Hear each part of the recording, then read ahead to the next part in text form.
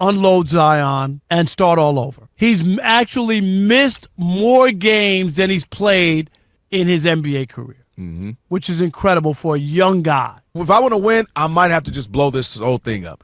Yeah. Brandon Ingram gone, Zion gone, start over, start fresh. It didn't work out. Rob Parker talks about the Pelicans trading Zion Williamson. Check out what he had to say, and then I'll come back with my comments. But the real question, and we already saw, I mean, Shams is already reporting that Joe Dumars, who of course led the Pistons as their president and general manager to a championship, beat the Lakers in 2004.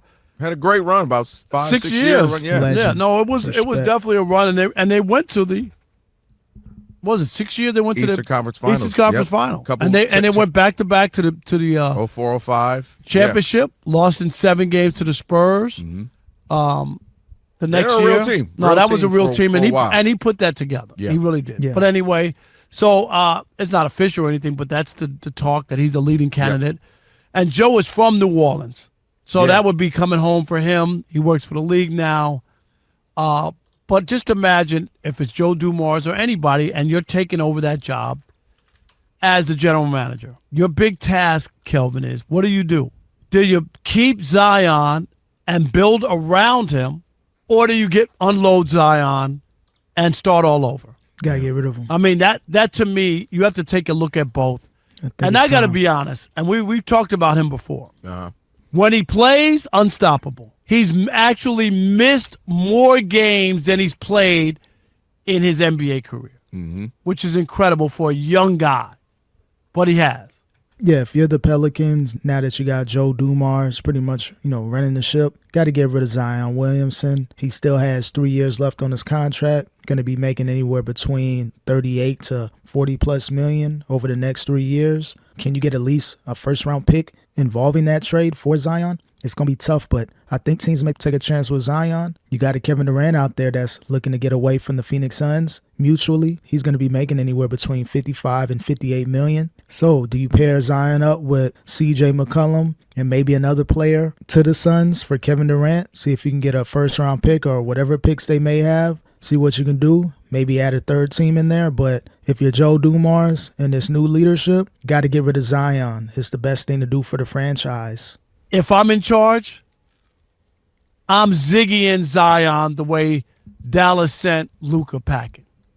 Yeah, I'm done with Zion. And you know what? He might come back and wind up being a great player for somebody or whatever. But I think he needs a fresh start and needs to move on. And it can't be in New Orleans. Because it just doesn't seem like he can get right. Am I crazy to want to give up a talent? Because when he plays, the numbers are there. Oh, no, easy all-star. 25, 8, and 4 all night, every night. It's easy. So are you holding on to him and building around him? I genuinely want to hold on to him and see, he, like we've said, he's an all-star when he plays. But here.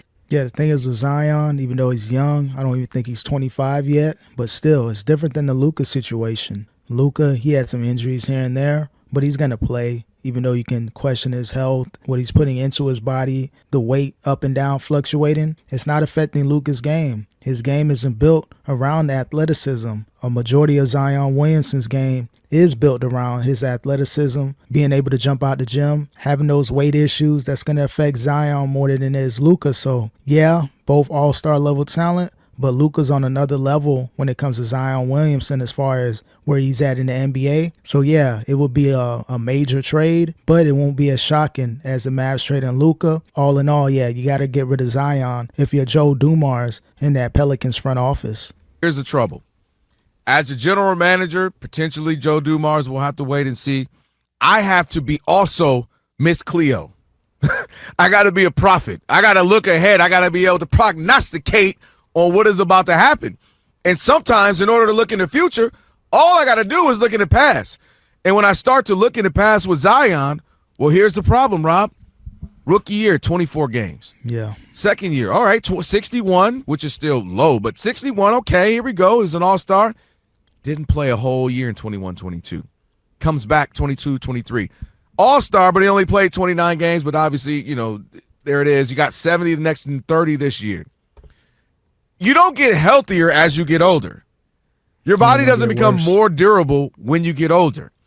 And if they're having issues already, then I have to start to look ahead as a general manager and say, this is probably going to be an issue. Yeah, if you're the Pelicans, you're not trading Zion because of his game, the level of basketball that he can play. He showed that he can be an all-star level talent, but his availability has always been a question. Didn't really have injuries like that at Duke and throughout his collegiate high school career. But as soon as he entered the NBA, things started to catch up to him. So yeah, the level of talent Zion has, every team would want, but a lot of teams are scratching their head like, do we want to pay Zion $40 to $50 million per year over the next few years? Do we want to commit to another huge contract? So it's a lot of question marks when it comes to Zion's availability. And I look at somebody, not the same bill, but guys who are big-bodied. I look at Joel Embiid. Yeah. I look at Blake Griffin. Was spectacular for a handful of seasons, then just started to break down. It was never the same, and it had to be a spot-up three-point shooter, and it just never worked out. And I start to get concerned. And I have to start to explore who's got a first-round pick for me, a few first-round, 2-3 first rounds in your star player or one of your really good players. Because if I want to win, I might have to just blow this whole thing up. Yeah. Brandon Ingram gone, Zion gone, start over, start fresh. It didn't work out.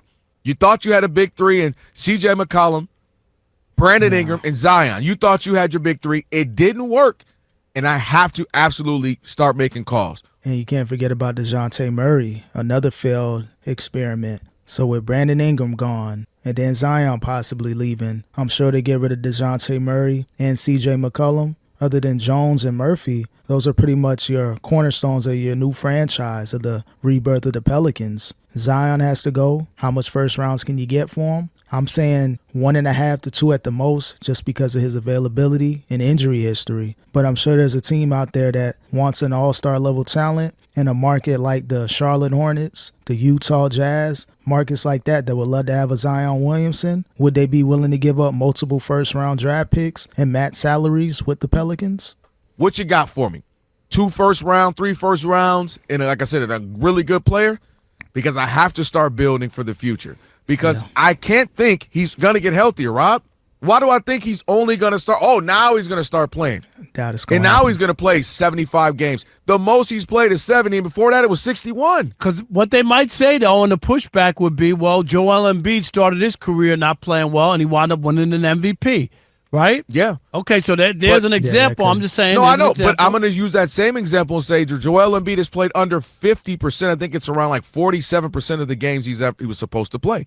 And I can't live with that. Yeah, the whole Joel Embiid comparisons as far as the availability, how he started out in his career, believed he missed the first 2 seasons after getting drafted. Can Zion fall into that mix to where while he's on the court, he's an all-star level talent, but, one injury here and there, he can be out 50%, 40% of the season. So even though Joel Embiid has made a great career for himself, they do have to monitor his minutes. He can't play back-to-backs and now has another leg injury. With Zion, could he carve out the same career? Yeah, the first few years are rocky, but can he go on a 6 or 7 year stretch of at least playing 55 to 65 games? It's possible, but will that be enough for a franchise to want to invest a majority of their money into Zion and building a team out around him? Or if you get Zion, will he go on a Derrick Rose type run, play 14 or 15 years, but never reach that level again? So a lot of head-scratching moments when it comes to Zion, and if a team really wants to invest, will they be willing to give up multiple first-round draft picks?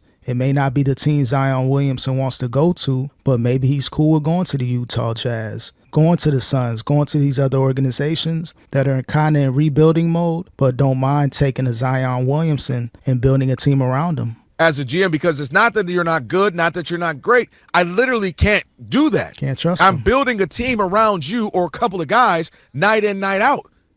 And if you're giving me 68, 72, okay, I get it, right? I get it. But you're giving me 30, 40 if you're Joel Embiid, 30, 40 if you're Zion. I can't do that. I can't even sell tickets because people start to get frustrated. Yeah. Every time I go to the game, he ain't here. Right. No, I get it. And that's why you're probably right as far as a fresh start and just somewhere else. It's going to hurt, but you got to do what you got to do. And I remember in Detroit, obviously I was there during that run, and Joe Dumars always said a quote that I'll never forget, and I thought it was perfect because a lot of times GMs, when they draft people, they don't want to say that they're wrong. You know what I mean? Like, right. Oh, I got it wrong, so I got to do whatever I can to make this work so that they can't say I picked somebody wrong. Joe was always willing to trade. He traded a number of his picks, remember, that he had. And he got burned a couple times. He got rid of some good guys. But he wasn't right. And his quote was, it's not about being right, it's about getting it right.